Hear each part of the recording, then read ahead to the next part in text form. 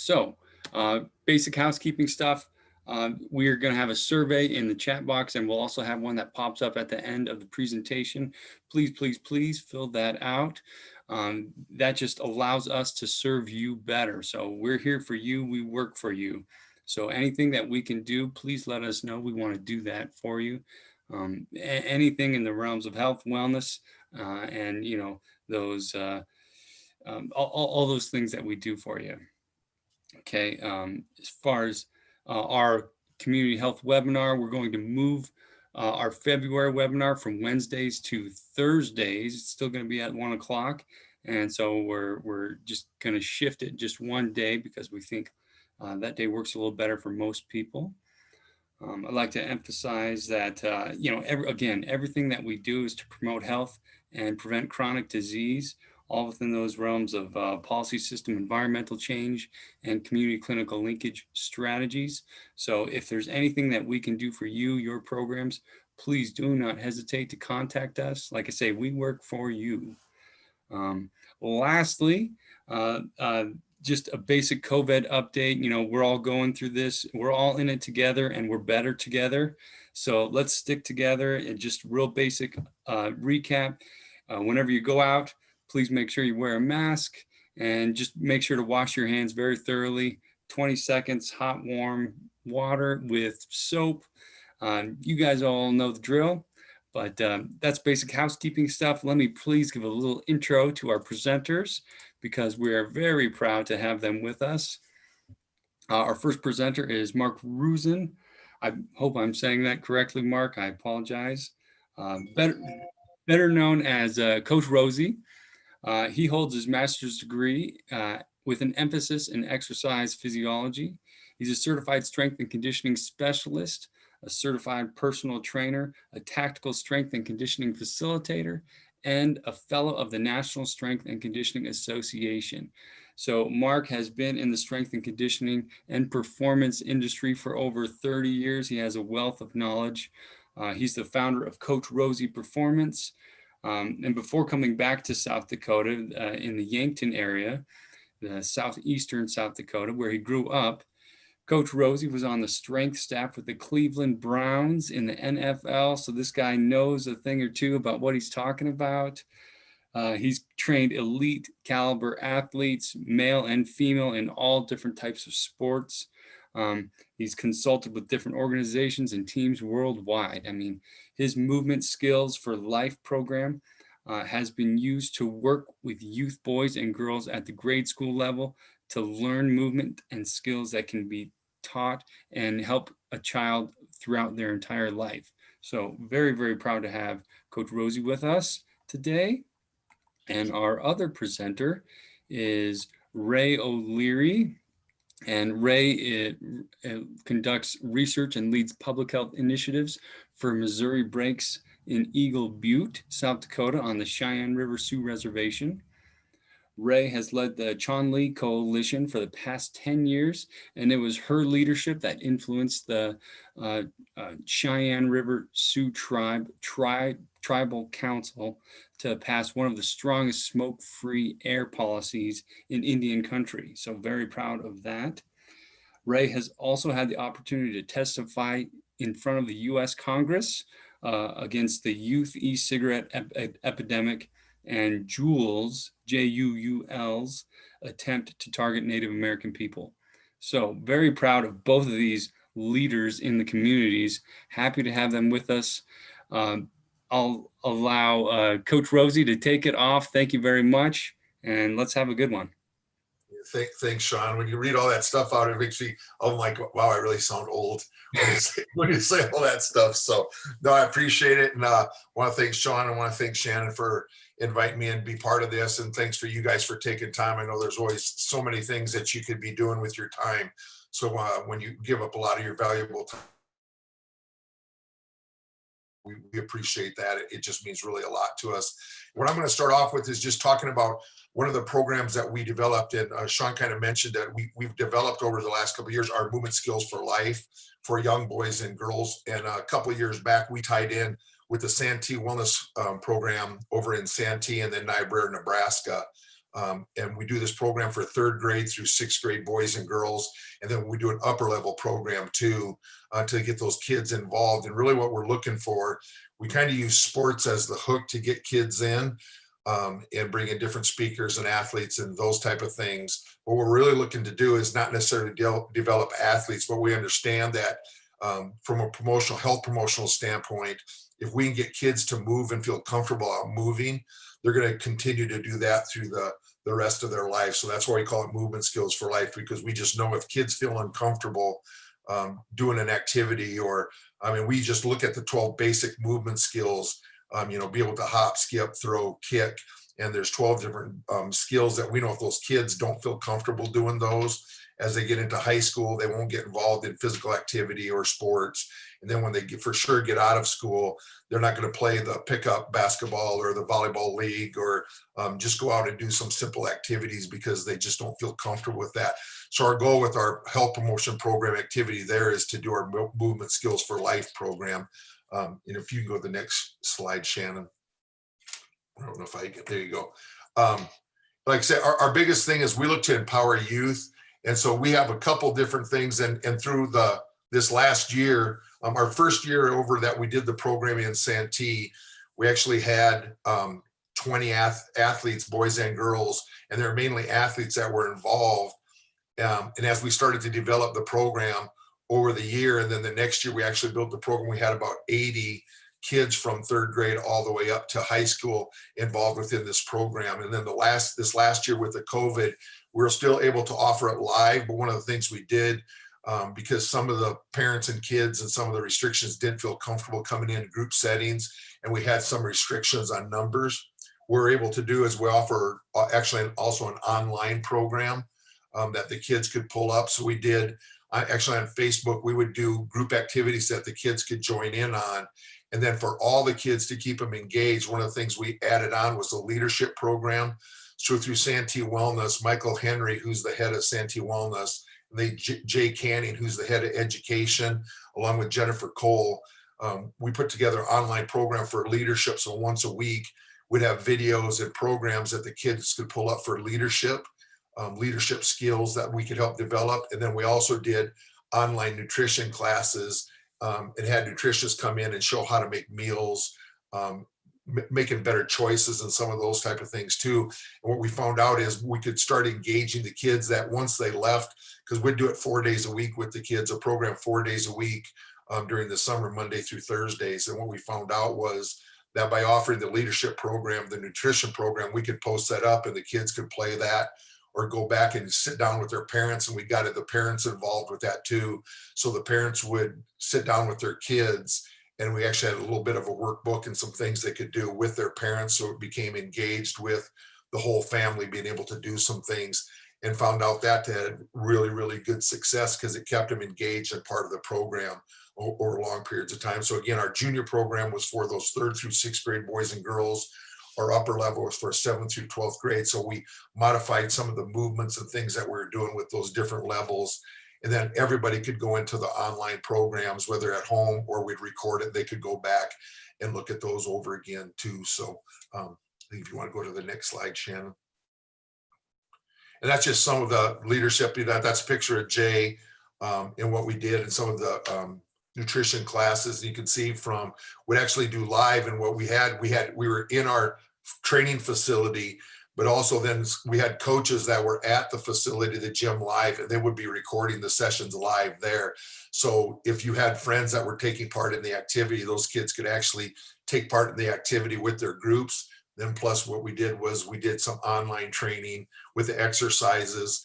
And we also then incorporated, we're still doing that, is offering an adult online boot camp. So folks can join us 2 to 3 times a week. And just it's on a Facebook page we set up that folks can go in individually and watch those, and we record those sessions too. So we actually, through this program, started to do some things for adults. Talking about children are sick, but what we find out is if we get them active, what we're hoping to do is move along so when they become those adults and stay active, we can have some programming involved with that too. But those are just some of the things where, like for week 3, Jay was just talking about different leadership styles. And so like I said, every week we would have a different topic plus a workbook. And then with the nutrition sections, we'd pick different things from, what can, if you go to a convenience store, what are some better choices? And then we actually showed, like I say, some diets, some health plans that you could actually put together and make healthy snacks, healthy meals from simple foods that you could actually find in the stores in Santee and the local areas. So if you want to go to the next one. And one of the things we were really involved consistently is the big thing. And one of the stories I relate was the very first year that we were doing the program. I just made sure that I was there every single day. And I know at one point, it was around the 4th of July holidays. I think that week we had like 2 kids show up one day and 1 kid show up one day. And after the holidays got over, one of the participants, one of the younger kids said to me, said, "You know what's funny, Coach? So you show up every single day." And I said, "Well, yeah, I told you I was going to be here." And I said, they said, "Well, most people, when they come and start a program, they just quit coming."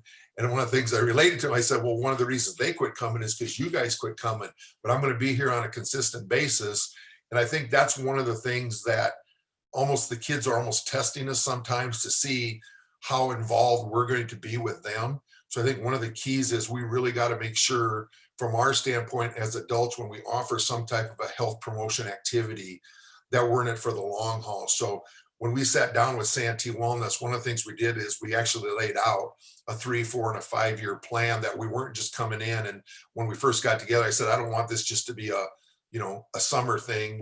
I want to find out what we can do over a long period of time, that we can become involved in the health and the promotion with the kids." So just some of the things you can see there.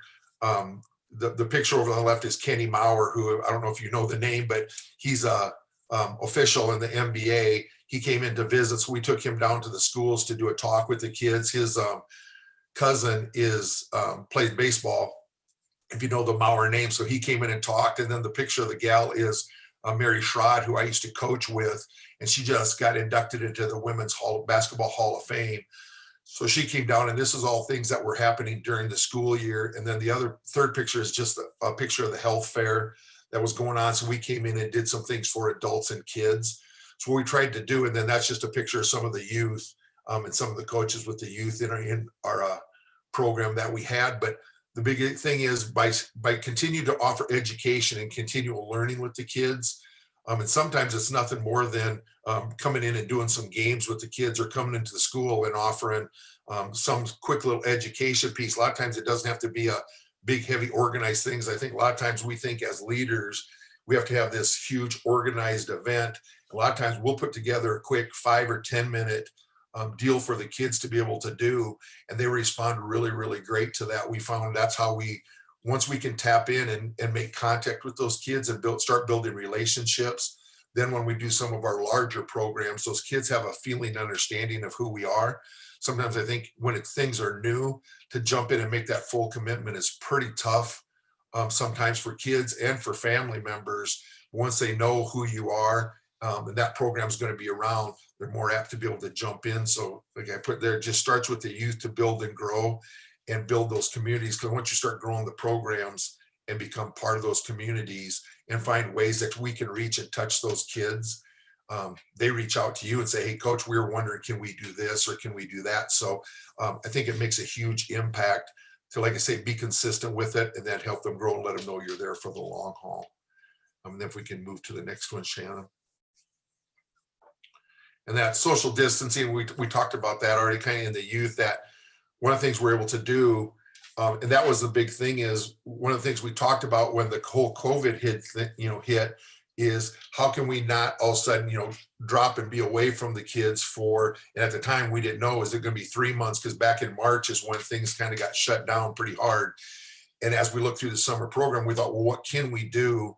Because we don't want to lose contact with the kids. We want to make sure that we're still having that consistency. It's like we say, through the phone, through the computer, and through just access to even at school computers, they're able to do workouts, nutrition courses, fitness tips that we'd send out each week, just quick little things that would post up online. They would get feeds, would send out a reminder. They'd be able to do the Champion Zone material and lessons for the young kids. So there was just a number of things that we still incorporated and really hard through April and May, and then into June when we started the summer program, where we had pieces in place, because we wanted to make sure we were still making contact and still touching those kids' lives on a weekly or daily basis, even if we could. And then I think there's one more slide, or maybe the last one. And so when empowered teens are engaged, change will happen. They'll continue to grow. And so you can just see some of the things where, like the nutrition guide. So we have different handouts and different PDFs, different resources, education resources. And that's what we really talked about with the parents, is that we want to be a resource for you guys, even if you don't necessarily have kids within the program yet. We're going to say yet because we think they will come within the program somewhere along the line. We want to make sure we're a help and a resource to Santee Wellness, to Santee school system, to the Niobrara school system. And we're doing other programs that are reaching out to areas in the community too. So we're thinking we're helping make an impact. And when they see that we're tied in with then and other organizations, it's just a relationship that builds with Santee Wellness Center. And if with a family sees those relationships, now they buy into things that Santee, the Wellness Center, is doing, as well as what we're doing, as well as what the Health Council and everybody else is doing too. So we try to look at things that we can bring synergy all together. So it's not just one program. And I think when we set up kids programs, it's that continuation of how long can we keep doing this for, and then finding the resources and give them avenues that, I always say there's different doors that we look at and find the door that the kids want to go in. And then part of our job is to open those doors, because not every kid's going to want to do the one program. So the more things we can offer them and help guide them to find what they can excel at and be good at is part of our mission and our job of what we should be doing as leaders in the community. So if there's just my contact information, I know you guys will get that at the end too, but just coachrosie.com if folks would have questions, or they could actually, touch base with the Santee Wellness Center too, or the folks here with Great Plains, I'm sure too. So I think that was the last one. Shannon, if you can click one more, but I think that was the last slide.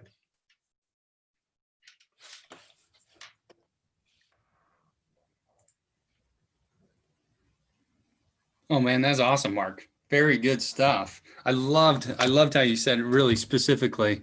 Like, if you really want to engage the youth, it's not just about being there, but it's about being consistent. Consistency trumps intensity. I love how you said that. That's probably the biggest, the key takeaway that you have, right? Yeah, really, I think it is. It's just being there on it. Like I said, when we said to the kids that we're going to be there on Monday, Tuesday, Wednesday, Thursday, and then you show up, the kids started going, wow, you're here. And so they talk to friends and say, well, hey, we know coach is going to be there, or one of his other folks are going to be there. His team of coaches are going to be there. And so to be there on that consistent basis just really helps build that relationship with the kids, and they can know the trust you. Because I think if we just pop in and it's like, well, they just care about their program, they really don't care about us. And so when you can build that with the kids too, they really open up to you and start, asking questions and dive into whatever the program is a little bit more, because they know, hey, this is here to help us out, not necessarily there because it's like, oh, these adults have to do something for us kids. And it's really like, well, this is here for us, and not that they're here just to be doing something because they have to check off a box that they're doing something for kids.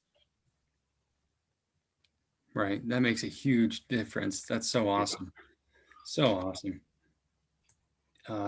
Thank you, Mark. Yeah, thank you, sir.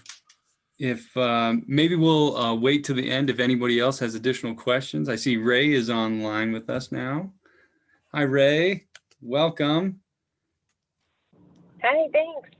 Thank you so much for being here with us. And I think we got your slides up, engaging tribal youth. So whenever you're ready, go ahead and take off. All right, good deal. So I'm driving from my car. I actually was just finished getting the COVID vaccine, which I'm super thrilled about.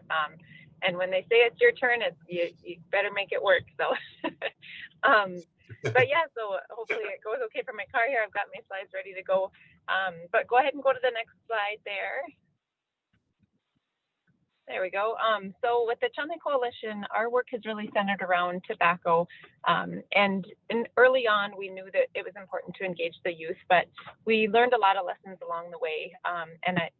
That's kind of a combination of what I'll be sharing today. One of the biggest lessons we learned is putting the youth front and center, really giving the youth a voice and empowering them to let them know that, they are sacred and their voice matters. People listen when youth speak up. So we really worked with them to make sure that they were comfortable talking on the subject matter. And then, just give them the platform, and they do amazing things. So a couple activities we've done with our youth through the Chunley Coalition is parades. There's no pictures here, but that's something that we've done on a mostly annual basis. And we just plan a float, and it's one of the kids' favorite activities. I get jokes that I was the walking cigarette, our very first parade, before we had any kids recruited, I guess, in our circle or in our coalition. And I think I only had to do that 1 year. We had a cigarette costume that walked along with the parade float with this really ugly old man face. And every year following that, the kids now fight over who gets to be the cigarette. And typically we have to stop halfway through the parade to switch and let somebody else try on the cigarette costume. So that's one of our favorite activities that we do at the youth that they really get into. Other things we've done is walk and talk events. And for that, in Indian country, maybe it's just out here on Cheyenne River, but everybody likes a good walk down Main Street for a cause. And what we did is paired it with a talk. So rather than just doing the walk and holding banners and raising awareness with visual signs and whatnot, a drum group, we gathered at the end of the walk to have a talk then where we actually get to discuss the subject matter, bring in some presenters, have a light meal, do all of that. Of course, we do tons of school events. Again, early on, it was mostly myself and some of my partners on the coalition who did the presentations with the youth, but now we use the Teens Against Tobacco Use. It stands for TATTOO. We use that model, and it's a kind of like a peer-to-peer leadership where you train older youth to do the presentations and educate younger youth, and that model has been really successful. Similarly to the cigarette costume, one of the most recent tattoo trainings that we did, the kids, I had my part where I did the little introduction and tried to get them all excited. And then I would turn it over to our teens to do the rest of the presentations. And at one point, during the break, one of them said, "Can we just do our own thing? Because I feel like we could engage with the youth a little better." Like, absolutely. So that's really exciting when when the youth start feeling empowered and comfortable with the subject matter, and they're actually, asking you to take a sideline, which we're always happy to do once they're at that point. Coalition meetings, this one's a little bit tricky because typically we have our coalition meetings during the noon hour, but I think that with kids, it's difficult. So we have about 20 kids that we work with regularly. And what we've done in the past is, of course, we're all virtual right now, but we'll have a rotation of our youth. So at least once a year, the kids are able to attend our meeting. And that's set up where their advisor basically just brings them to the meeting, and we feed them lunch since they're missing their lunch at school. And we take, 2 to 4 kids per month for meetings, so they each get a chance to come and interact with the adults in the coalition. And then, of course, tribal council meetings. Anytime we have something to ask or update with tribal council, it's a great opportunity for the kids to kind of practice public speaking, and even just watch the government process in action has been really positive for them, and something their teachers get excited about as well. So you can see here some of the banners. The bottom one, "We must ask you not to smoke around us." That was a big hit with our youth.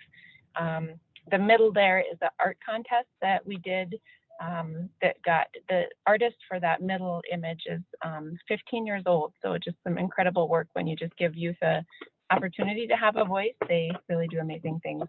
And then the far right photo is some of our youth from several years ago who, I believe all these gals are up in their early 20s now, but that's them showing the pig lungs at a health fair.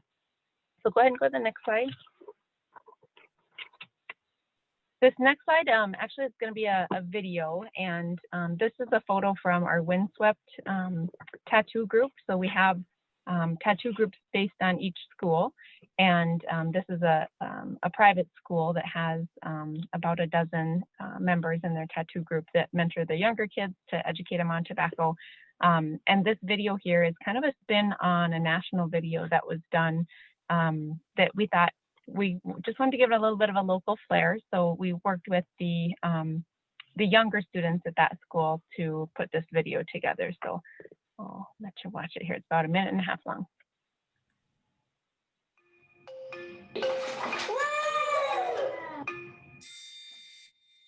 What? Do it magic?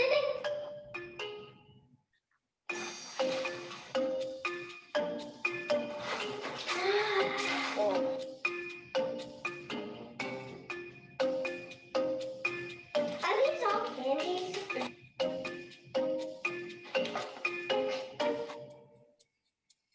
Is this watermelon? I want to eat this. I want to eat these too. People trying to bait people to use it and make more money because they're not for kids. What is this? A cigarette. I know what it is. Cigarettes. That's a cigarette. Yeah, I know cigarettes. I don't want that one. Can you guys tell which one is which? That one is cigarette. I think this one is. You guys kind of figured it out. You guys are really smart, but the reason we showed you this is because we want to show you how they're trying to trick you guys into thinking that candy and cigarettes look about the same. But you guys aren't going to be tricked now, are you? You know better.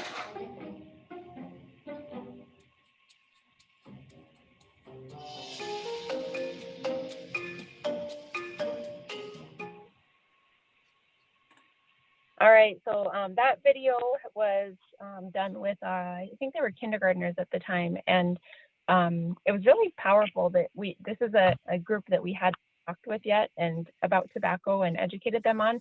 So we were able to really capture their immediate reactions to a display of a variety of tobacco products as well as candy. And you saw from the video, there's a little bit of delay on my end between the audio and video, but hopefully you got the point. But you know, the comments about like, I want to eat these too, can we take these home? And a lot of confusion of like, what's the difference? Because when tobacco and candy look so similar and have such similar flavors, it's very easy for kids to get confused with that. And that's intentional, that's not an accident by the tobacco industry. So that was one of the fun videos we did, and kind of the follow-up to that was our tattoo kids that you see in the picture here. Went into to visit with these students afterwards and talked to them about marketing and saying no, and how to talk to family members that might use tobacco. So it was really a powerful day for those kids, and I've been able to continue interacting with them, and the message definitely has stuck. And go to the next slide, please. All right, so another lesson learned is to involve youth in that policy change. So youth volunteers were key to the smoke-free air ordinance being passed in 2015. That's something that the coalition advocated for about 6 years before we were able to get it passed. And it was a really powerful day because we were able to go to the council as a coalition, and we had lined the walls of the council chambers with about 22 youth who attended the meeting that day. And what was really exciting is, I had my talking points all ready to go, and I got a few bullet points in on why our council members should pass the smoke-free air ordinance for the reservation. And one of them stopped and said, "What are all the kids doing here?" And I said, "Well, they're here to support the coalition and smoke-free air. And the council member said, "Well, can we hear from them?" And I said, "Of course." So they took a mic and they passed it around the room, and each of our youth, this is not something they were prepared to do, but I would suggest that in the future, if you're bringing youth to council meetings, each of them took the mic, and some of them gave personal testimony about why they supported smoke-free air for the reservation. Others just said, I'm here to support the Chunli Coalition. And after all 22 youth passed the mic, there was a motion, there was a second, and an almost unanimous vote. And one of our youth volunteers after the meeting, there was a lot of excitement and energy in the room. And she said, I feel like they couldn't tell us no. And it's like, yes, you nailed it. When youth speak up and say, this is what we want for ourselves and for future generations, and this is why it's important to us, the council, also felt like they couldn't say no to these kids after what they did to advocate for this. And it's really our youth that supported us to maintain the ordinance as well, because we have had threats to the ordinance, but even to this day, the individuals who are still on council will recall that, you guys remember, this is what the youth wanted. They came to us and asked for this. So it's really been very exciting to involve our young people in making history for the Cheyenne River Reservation. To my knowledge, we are the 4th reservation in the U.S. to have a comprehensive smoke-free air policy, and it was really a rewarding process and something that we took very, very seriously. You can see the last bullet there is giving public recognition. So making sure that you put them in the spotlight after they go out of their way to support policy change. You can see the text says, celebrate these future leaders who spoke up about the importance of smoke-free air in enclosed public places. So it's not only our council members that remember that our youth were the ones that really advocated for this, but it's the community as well, because of the public recognition that we gave them following the passage of the ordinance. You can go to the next slide. And this says, listen to their story. So not giving them a narrative, but really letting them to explore what their story is around the topic. Encouraging youth to explore what's important to them. So there's a few ways we do this. We have a Great American Smokeout every year. Some of them take a pledge to stay smoke-free. Others will volunteer to ask others in their family to quit smoking. Through With True campaign, that's something that the youth get really involved in. You can see in the top right picture there, this is one of our tattoo students who attended a coalition meeting, and Through With True month was coming up. It's February, so coming up again this year. And we were talking about messaging and what we could do to further this message. And he said, there's a lot of people that I know that chew and are young, and he had just won the LNI, the Lakota National Invitation Wrestling, and so he was a champion and had his champion sweatshirt on that. He said, I put myself out there and help with messaging to keep youth smoke-free. So this is something that happened very organically, that poster that says, don't take their spit, quit. Kids Speak About Tobacco is another thing that we do both on social media as well as in our newspapers. Anytime we go around to the student groups and do education, following that, we'll ask them for a statement about what they learned or what impression was made on them from the presentation. And then we get permission to share their photo as well as a quote from them.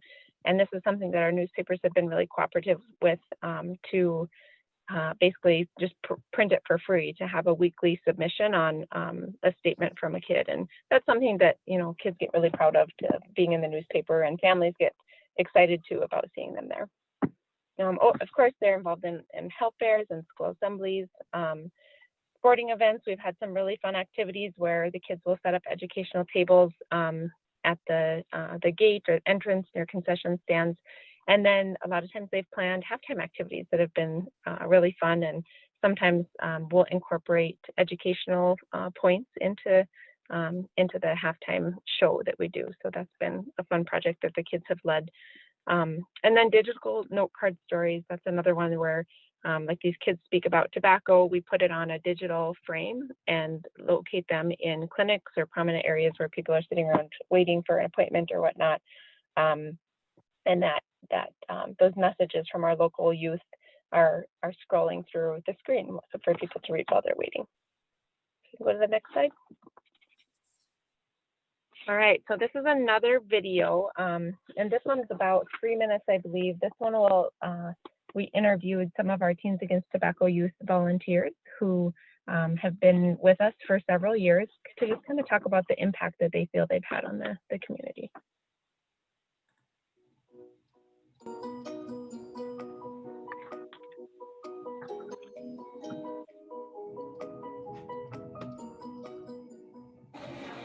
What it means for me to be a tattoo member is letting kids know that they really don't have to smoke, that they can say no. And to know that I'm doing that is also really encouraging and helps me realize that I can do something in the world. Do you know what kind of chemicals are in chew and cigarettes? Well, it's not on the package. Big tobacco companies don't want you to know. We want you to know the one tiny stick of tobacco or the pinch of chew or even a puff of an e-cigarette can be really, really dangerous. What's important to me about being in tattoos is that I get the word spread across that to say no to tobacco because it is really dangerous and it leads to lung cancer and a bunch of bad things. I am not a replacement customer for tobacco because I am a basketball player and smoking cigarettes goes to my lungs. Basketball is one of my sports that I love and I don't want my lungs to be gassed out when I'm trying to run. And you know, kids are getting younger and younger using tobacco and smoking cigarettes and they don't realize all the chemicals that they're putting in their body. So this is why I keep coming back to help kids stop smoking tobacco and hopefully that it makes a brighter future for them. I won't be a replacement customer because I'm an athlete and I need my lungs to run cross country and play basketball. I think that means a lot to me because it's our future generations that are going to be living here in Nicobu and running everything. If I came up and asked you, you want a puff cigarette, what you guys gonna say? No! You guys want to dip the chew? Hey, check out this cool new vape pen I got. Come try it with me. Exactly. The stories I've shared is kind of sculpted into their mind to say no about tobacco and the harms that it can cause so that they're more informed for the future if they do ever get offered tobacco. And just letting them know that they have a choice in the world is really nice, especially at their age whenever they have peers and sometimes a lot of peer pressure goes around.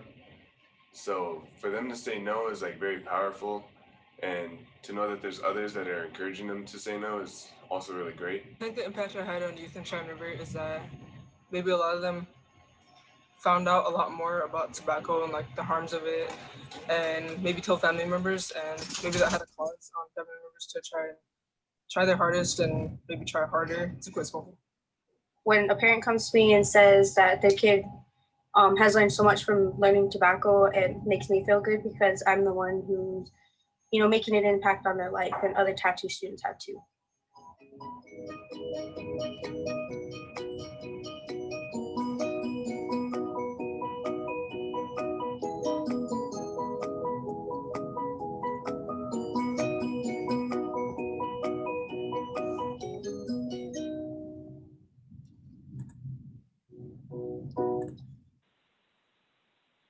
All right, so you can see that the kids really do get passionate about this. And something to note, I mean, not every youth that you work with is going to catch the fever and, really get into it, and that's okay. One thing that we've done is ask all of our Teens Against Tobacco youth members to take a pledge that they'll be tobacco free.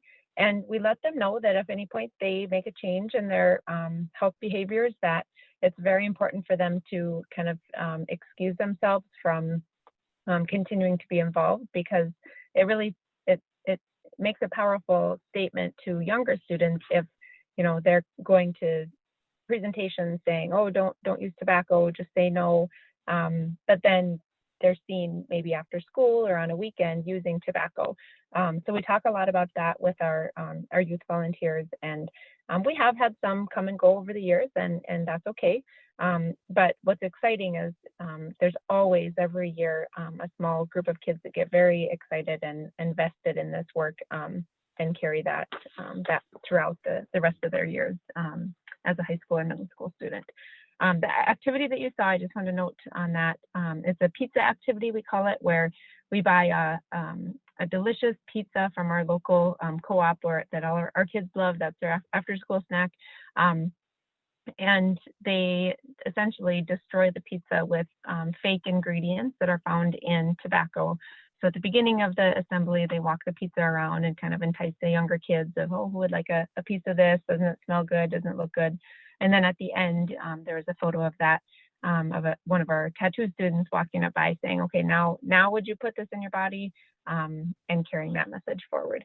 Another thing that's pretty exciting about working with youth, whether it's like Coach Rosie said in the area of physical activity and nutrition or tobacco prevention, is I think if you can get young people excited about health, regardless of what the topic area is, it's going to have an impact on them for life. You think about, gateway drugs, and if we can get our young people to say no to tobacco and vaping, the chances that they're going to go on to use marijuana or alcohol are much reduced. So one just super exciting way to look at it, I guess, when you're engaging youth and getting them excited about their health at young ages. So this next slide here is the social distance youth events, and obviously in COVID, it's been much more difficult to keep our youth engaged, but just a few activities that we've done. We had a scavenger hunt. We had 2 variations for city kids and country kids, because we have a lot of that in our area, where we just gave them a challenge of like, here's 15 things that we'd like to have a picture or video of. One of them here is to do a cartwheel in nature, or to take a picture of an American flag, or take a picture of something in nature that's meaningful to you.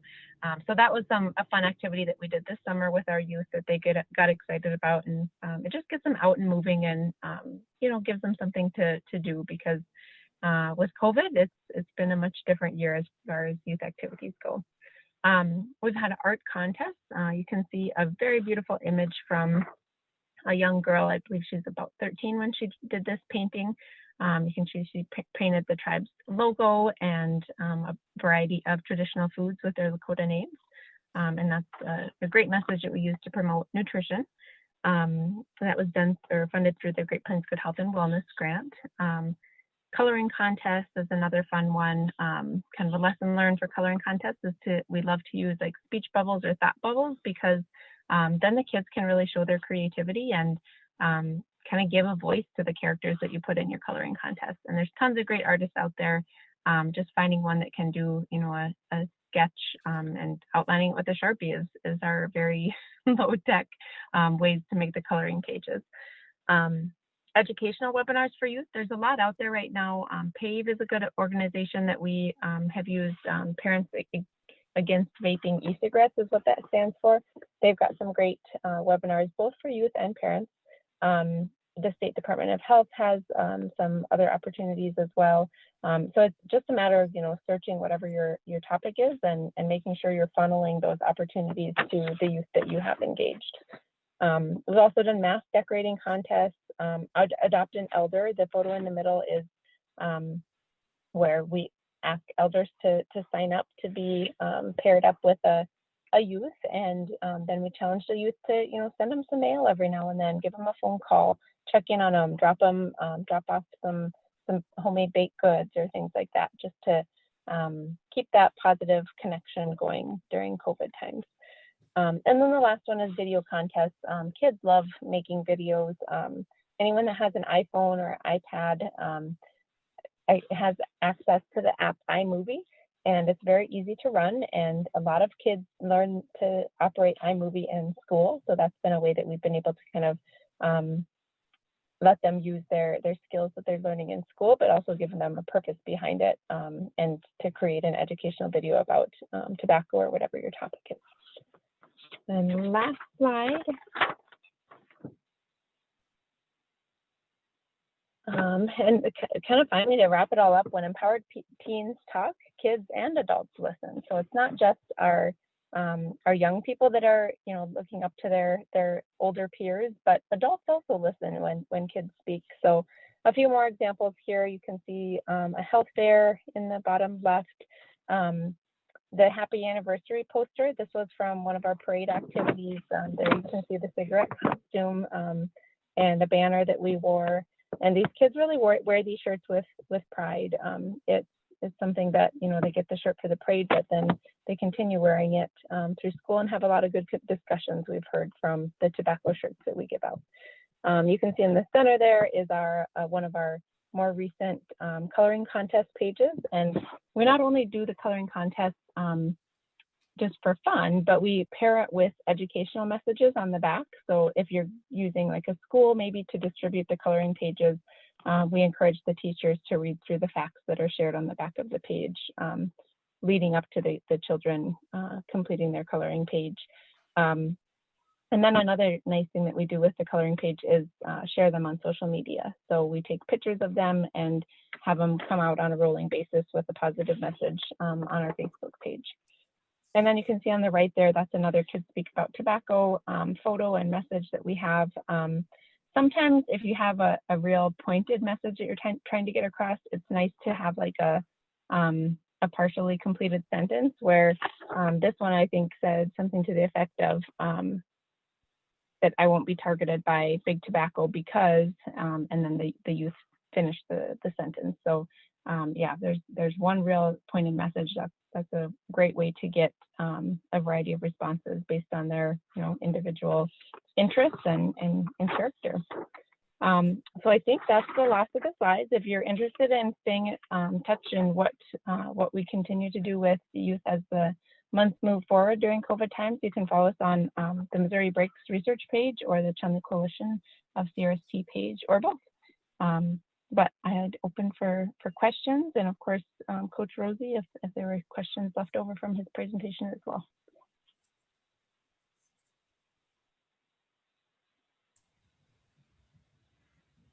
Well, I can't thank you both enough for being here.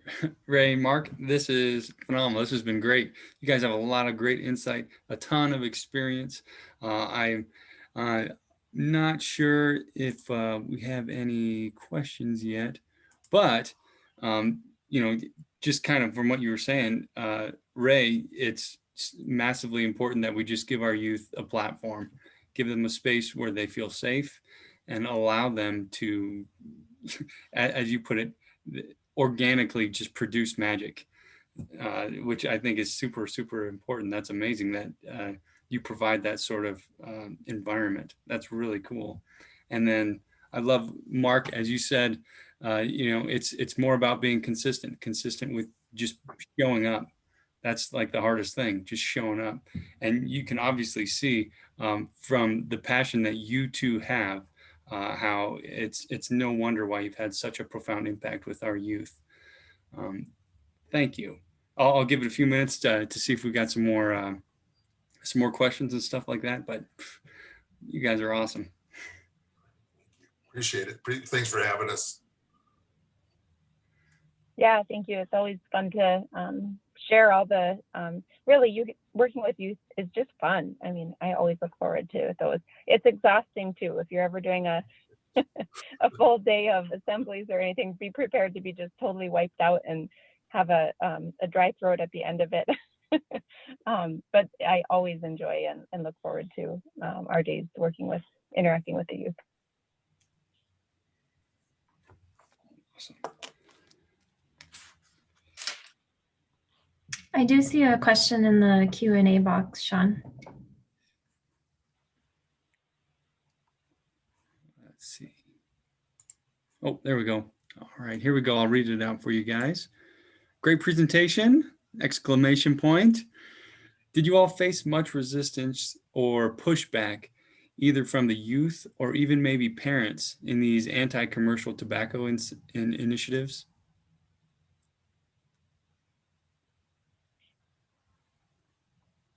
I can address that. I would say in general, it's very minimal, the pushback you get. I think even with, we have a 51% smoking rate on Cheyenne River, so half of our kids' parents are smoking or using tobacco of some form. So you would expect that, there would be a lot of pushback saying like, we don't want our kids, bringing this information home. But I think one lesson learned that I didn't touch on in this area would be to talk to kids about respect and to having these conversations in from a loving perspective. When our youth are very empowered and learn about the health impacts of commercial tobacco use, it's you expect that they're going to have conversations with people in their life that say, we don't want you smoking anymore. And we did get one comment at one point, I remember, of somebody saying, yeah, I went home and flushed my mom's cigarettes down the toilet. And said, oh no, that's not what we want. So I think, and now I actually use that example when I talk to the youth of, that's not what we want. You know, we want you to go home and tell your parents or your grandpas or your aunties or uncles who are using tobacco that I love you and I care about you and I want you to be healthy. So I think you definitely have to be conscious of that possibility that there could be pushback from home, especially around something that's very addictive, and people just like what they like once they get hooked on nicotine. But that's one thing that we've done, is just to try to soften it, that you know, if you're going to have these conversations, do it with respect and love. That's beautiful. We have another question. Ray, can you share how tobacco use is addressed when it can be associated with sacred tribal ceremonies? I know you can do that. Sure, that's yeah.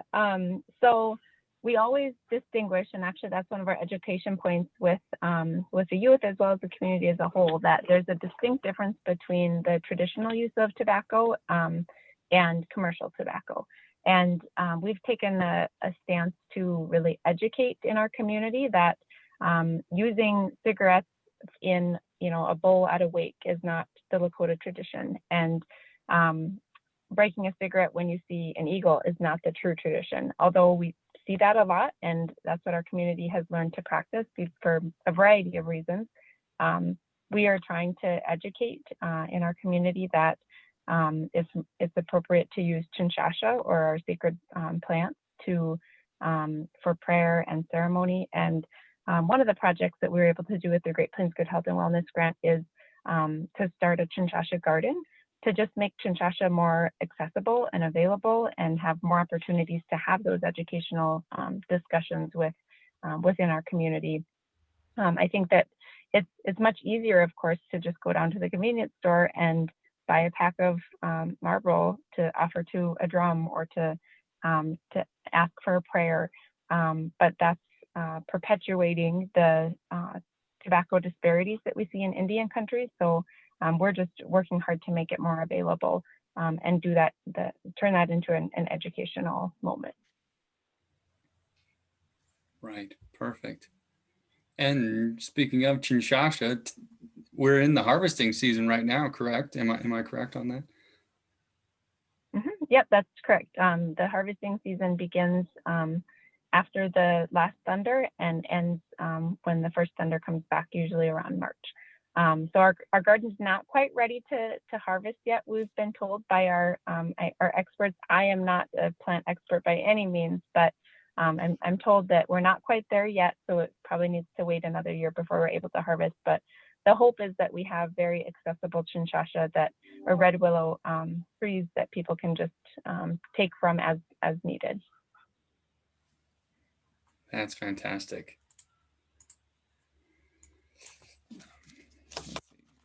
And actually, the only question I had for you guys, you already answered. You talked about the keys, the big key, the big takeaways when programming with youth and really getting them to listen to their voice and things like that. So you already touched on the big questions I had. If nobody else has anything, if Mark or Ray, would you like to leave any last remarks? Ray, go for it. Well, I really enjoyed sharing this platform with Coach Rosie, and I'm humbled by the opportunity to share what we've done. I hope that you have some ideas maybe that you are interested in taking in your own community. I will say the Chutney Coalition has a toolkit. It's a website where you can explore some of the details of how we go about the walk and talk and Great American Smokeout and youth engagement and all of that. And that website is actually, Shannon probably could put it in the chat box, but findyourpower.com/toolkit. Explore that a little bit more.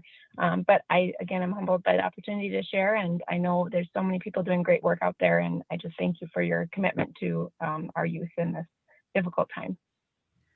And just thanks for the opportunity to share too. And just kind of what you said, Ray, don't be scared to dive in with kids. So it takes some energy, but don't be scared if you have ideas. Share those ideas and get the kids involved, because they'll give you feedback on whether they like it or not too. So open up to the kids and get ideas, but don't be scared to try things with them, because they're receptive, and if you're there for them, they'll take part in it. Well said. Thank you both so much. What we need is leaders just like you, and when we have youth hanging around people like you, we know it's going to be a great future. So thank you very much for what you do. And thanks everybody for joining us at the Community Health Webinar. We'll see you again next month. Thanks a lot, everybody. Thank you. Thanks, everyone.